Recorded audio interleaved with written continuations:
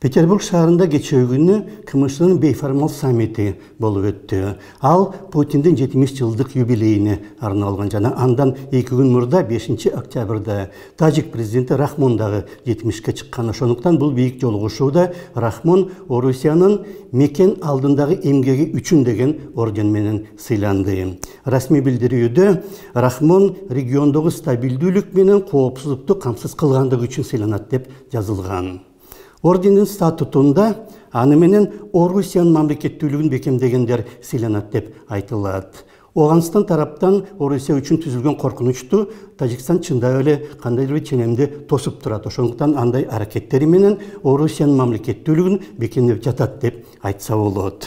Бирок акыркы 1,5 жылдын ичинде Тажикстан кошуна Кыргызстанга 2 жолу куралдуу кол салуу жасады. Жана аны менен региондогу стабилдүүлүк менен коопсуздук бекемдеп кетти деп айтыш мүмкүн эмес. Бирок кадимки эле согушту чектелген операция, аскери операция деп же болбосо жапырт аскерге чакырууну чектелген мобилизация деп жаткан мамлекеттен эмнени дагы күтсө болмок эле.